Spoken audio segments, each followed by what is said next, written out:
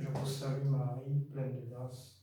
Le Seigneur est avec vous. Vous êtes bénie entre toutes les femmes et Jésus, le fruit de vos entrailles, est béni. Sainte Marie, Mère de Dieu, priez pour nous pauvres pécheurs, maintenant maintenant et à l'heure de notre mort. Amen. Saint Raphaël, Priez pour nous. Saint Jean. Priez pour nous.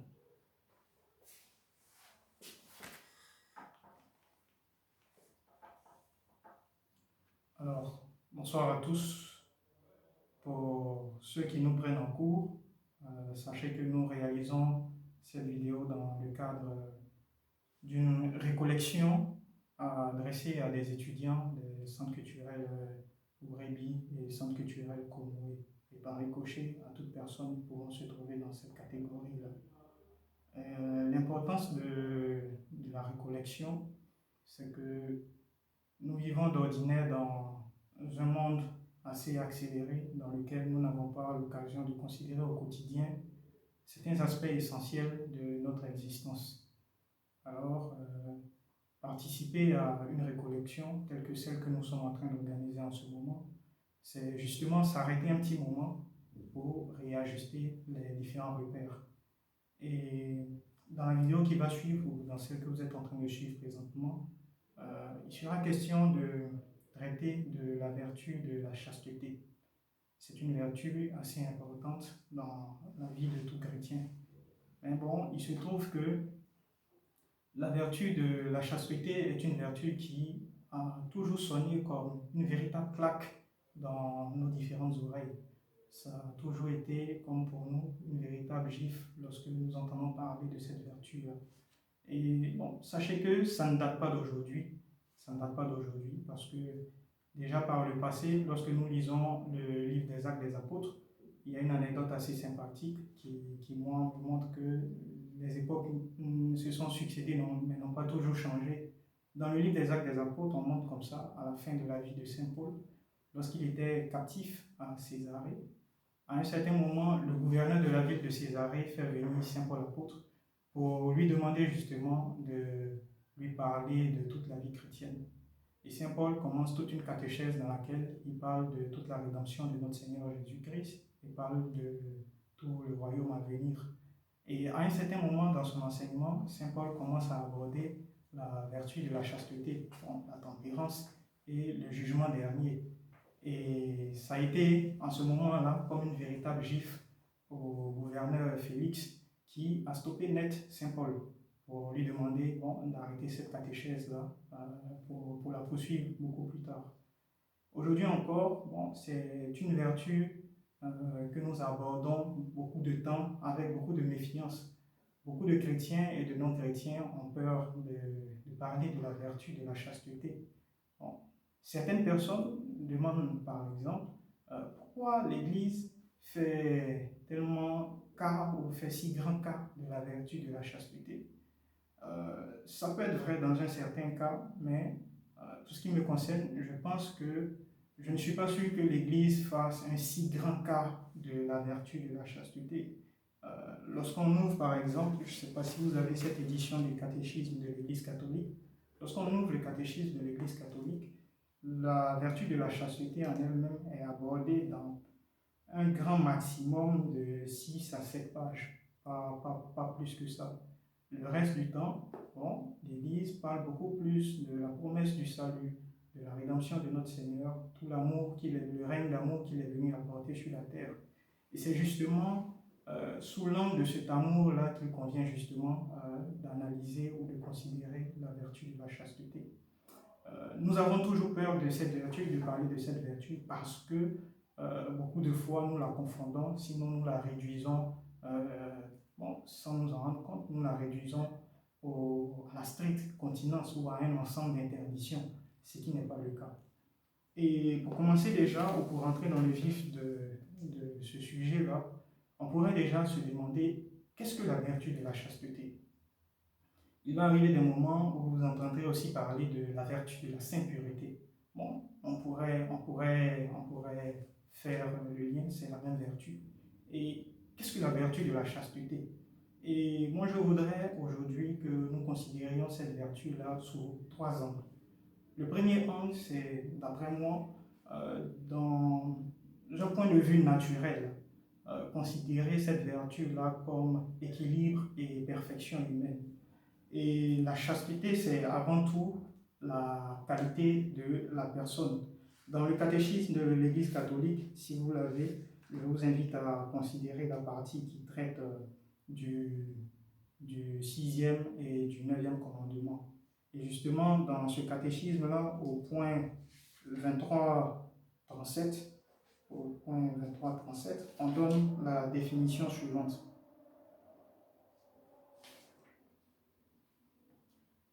La chasteté signifie l'intégration réussie de la sexualité dans la personne, et par là, l'unité intérieure de l'homme dans son être corporel et spirituel.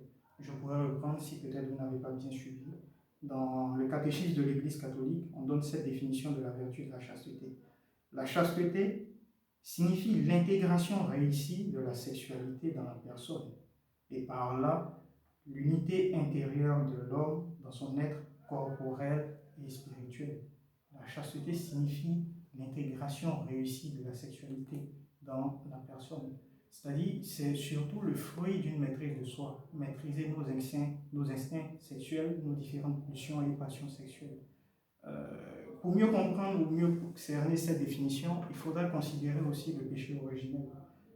Nous avons été créés dans un état de perfection, et le péché originel a introduit beaucoup de désordres dans notre nature, des désordres indignes de notre condition de fils et de créature de Dieu. Par exemple, nous pouvons avoir par exemple un attrait désordonné pour la nourriture.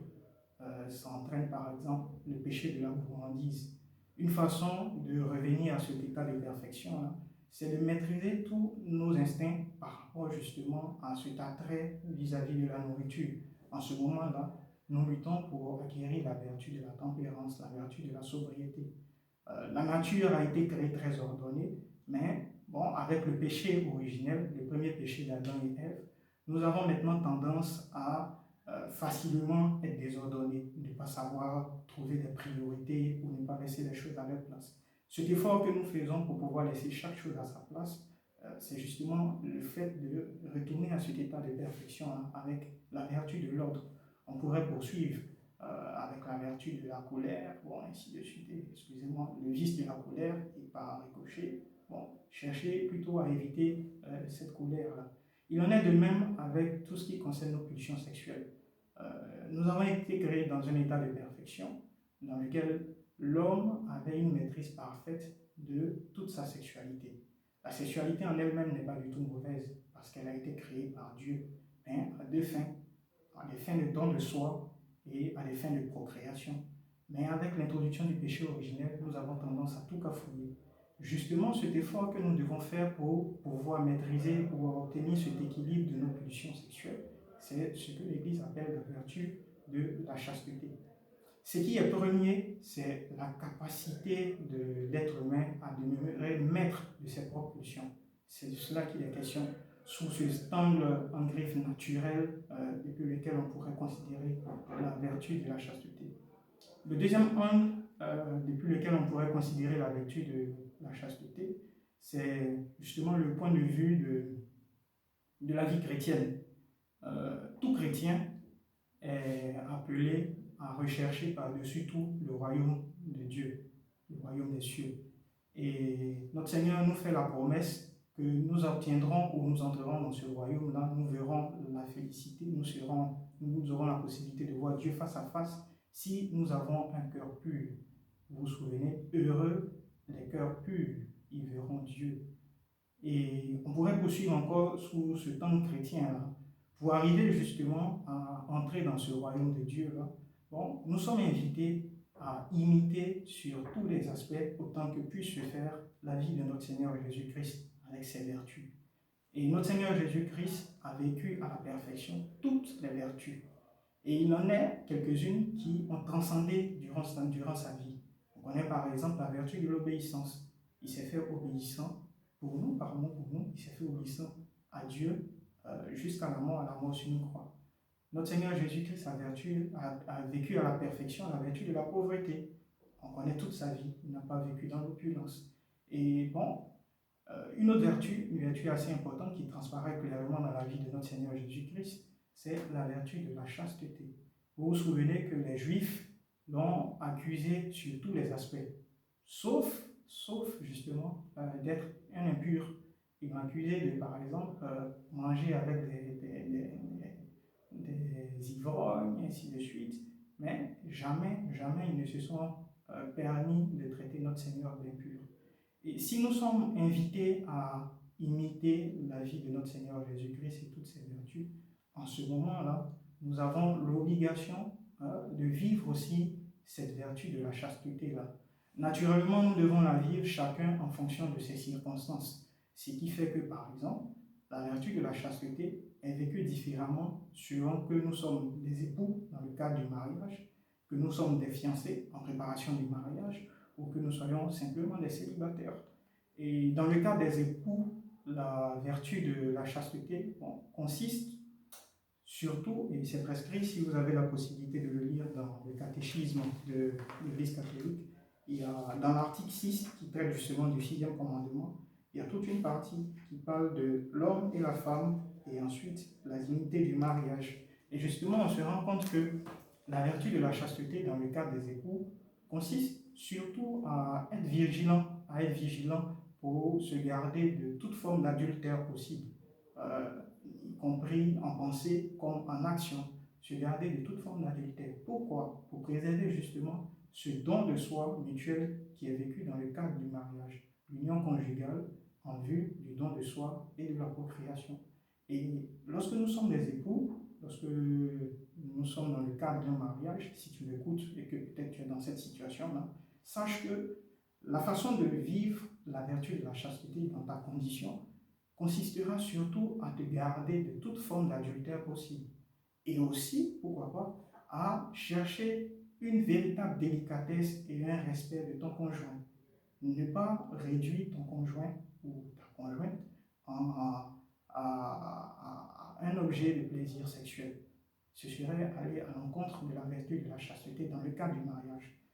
Dans le cadre des fiancés, la chasteté demande surtout cette réserve qui permet de différencier clairement le temps de préparation au mariage à celui de l'union dans ce mariage.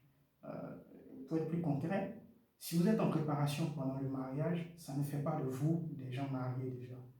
Alors la vertu de la chasteté dans votre état de fiancé consisterait surtout à faire la différence claire. Ce droit ou cette autorisation qu'ont les mariés de s'unir conjugalement, les fiancés ne l'ont pas. Il faudra justement se préserver de ça. Et lorsqu'on est célibataire, concrètement, la chasteté demande aussi de se garder de près ou de loin à cette intimité-là, ou du moins de près ou de loin de cette intimité qui est réservée aux époux. Faire l'effort de se contenir et de maintenir orienté positivement tout ce que nous avons en nous comme pulsion sexuelle, savoir le traduire en amour de Dieu qui habite notre âme. Et justement, ça introduit ce troisième angle de vue sous lequel on pourrait considérer la vertu de la chasteté. Le point de vue de l'amour, je le disais d'entrée, la vertu de la chasteté n'est rien d'autre que l'amour. C'est une affirmation joyeuse et positive de l'amour. Ce n'est pas un ensemble de contraintes. Alors, de ce point de vue-là, du point de vue de l'amour, il faut considérer, et c'est Saint Paul qui nous invite, à considérer que notre corps est le temple du Saint-Esprit. Notre Seigneur Jésus-Christ, son amour, l'amour, le Saint-Esprit qui est amour entre le Père et le Fils, habite profondément en nous, habite et fait établir notre corps comme son temple. Ce serait alors une offense que de partir orienter, ou du moins abuser notre corps dans un péché qui va à l'encontre ou qui blesse cet amour de Dieu. Dieu habite en nous. Et Saint Paul le dit encore, non? Fuyez clairement la fornication.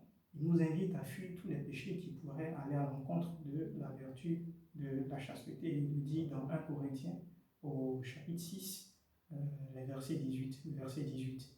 Et bon, justement, c'est une invitation à fuir tout péché contre la vertu de la chasteté. Pourquoi? Parce que justement, ça existe. Il existe malheureusement qu'il y ait des péchés, des attitudes des hommes qui offensent la vertu de la chasteté. Et par ricochet, l'amour de Dieu est blessé en nous. Et récemment, nous avons célébré Notre-Dame de Fatima. Il y a déjà plus de 100 ans de cela. La Sainte Vierge est apparue à 3 petits bergers dans un petit village du Portugal appelé Fatima. Maintenant, c'est une très grande ville. Et elle est apparue à ces garçons-là, à ces bergers-là, dans la période du 13 mai au 13 octobre. Et il y a eu 6 apparitions. Et justement, l'un des messages que la très Sainte Vierge avait livré au cours de ces différentes apparitions-là, ça concernait un message de salut et en même temps un message de perdition de l'humanité. Elle a déclaré que beaucoup d'âmes étaient perdues et se retrouvent dans les flammes de l'enfer à cause des péchés contre le 6e et le 9e commandement, les péchés d'impureté. Parce que ces péchés-là existent véritablement. Et moi, je vous invite à parcourir le catéchisme de l'Église catholique, des points 2351, 2351 au point 2356. Là-dedans, le magistère de l'Église détaille et donne avec beaucoup plus de précision ces différents péchés-là contre la vertu de la chasteté.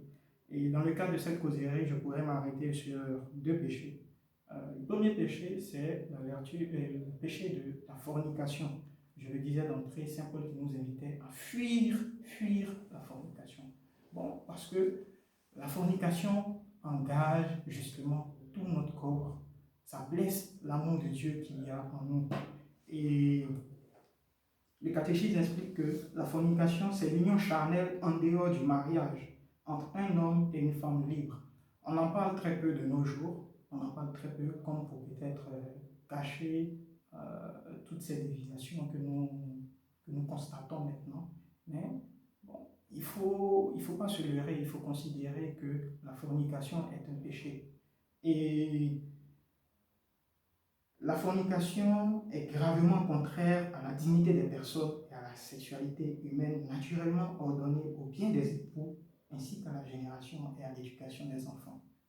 Toi qui n'es pas marié, qu'est-ce que tu as à rechercher cette union conjugale réservée aux personnes mariées? C'est le péché de la fornication. Et il y a aussi ce péché-là de la pornographie qui consiste justement à retirer les actes sexuels réels ou simulés de l'intimité des partenaires pour les exhiber à de tierces personnes de manière délibérée. Ça par exemple, c'est dans le cadre, mettez-moi l'expression, d'une pornographie active.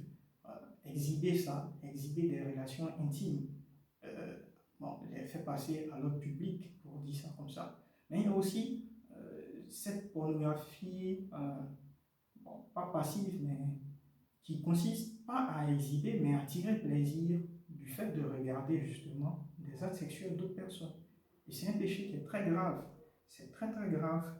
Et je vous invite justement à relire plus calmement au cours de cette réflexion ou un peu plus tard de ces différents passages-là dans le catéchisme de l'Église catholique. Et justement, nous avons parlé de l'importance de cette vertu, pourquoi est-ce qu'il faut l'acquérir, et nous avons vu aussi les péchés. Mais on pourrait terminer en se demandant comment acquérir cette vertu ou comment la maintenir si déjà nous luttons pour l'entretenir. Comment entretenir cette vertu? D'autant plus qu'on dit maintenant que c'est courant sous notre tropique, particulièrement dans notre pays, de le dire, bien risqué. Et moi j'ajouterais, le monde est devenu un terrain miné. Il suffit de faire un tour, passer simplement dans la rue, et on se rend compte qu'il y a tellement de vêtements provocateurs, tellement de commentaires assez allusifs, les plaisanteries grossières se font de plus en plus, les films sont de plus en plus obscènes. Et ça, nous avons beaucoup à réagir. Il y a beaucoup de sites indécents. Et maintenant, toute l'adolescence est orientée justement vers ce trafic sexuel. Et comment justement lutter pour acquérir cette vertu? Bon, au nom de toutes les prescriptions ou les recommandations que l'Église fait, moi je vais vous suggérer quelques-unes.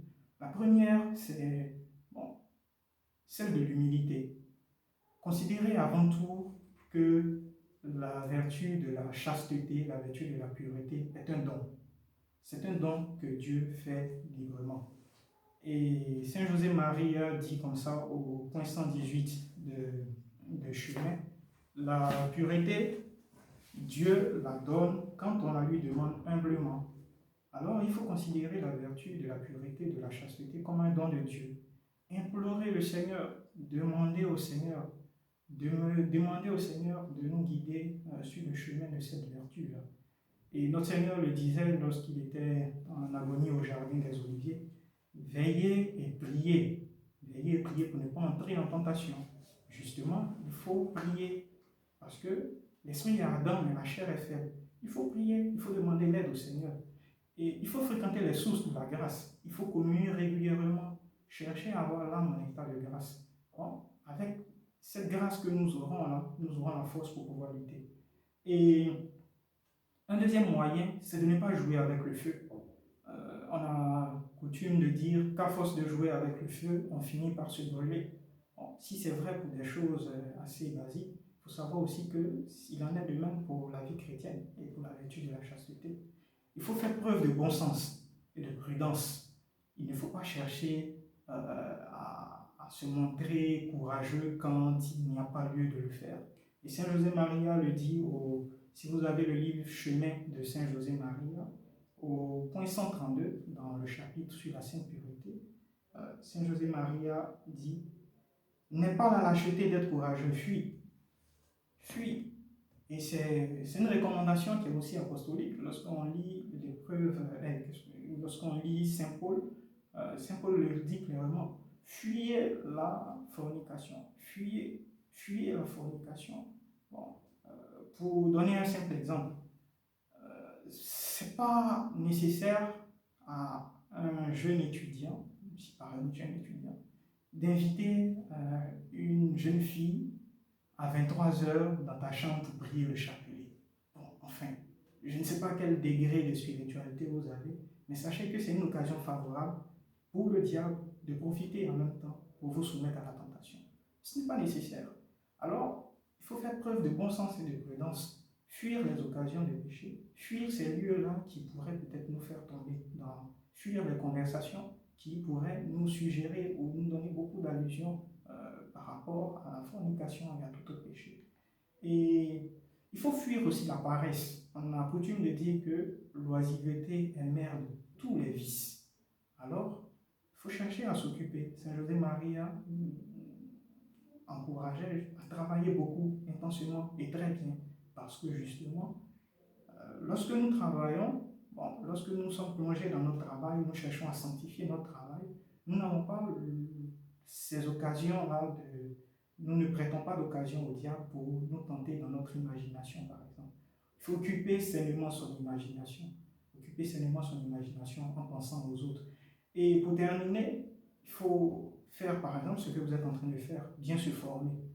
Il faut très bien se former. Lorsque nous avons la conscience droite et très bien formée, naturellement, nous prenons conscience de tout ce qui pourrait nous éloigner ou nous faire tomber ou nous faire agir contre la vertu de la chasteté. La tentation peut être subtile, dissimulée, par moments couverte de camaraderie, d'amitié ou de choses inoffensives. Avec beaucoup de formation, naturellement beaucoup de prières aussi, nous avons cette chance-là de pouvoir déjouer ces tentations.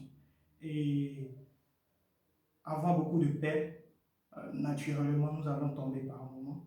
Ne pas du tout s'inquiéter parce que la tristesse et la honte sont souvent l'allié de l'ennemi. Nous allons tomber, avoir recours à la vertu et au sacrement de la pénitence, courir automatiquement, demander pardon d'un cœur contrit et recommencer la lutte. Pourquoi? Parce que c'est une lutte de tous les jours.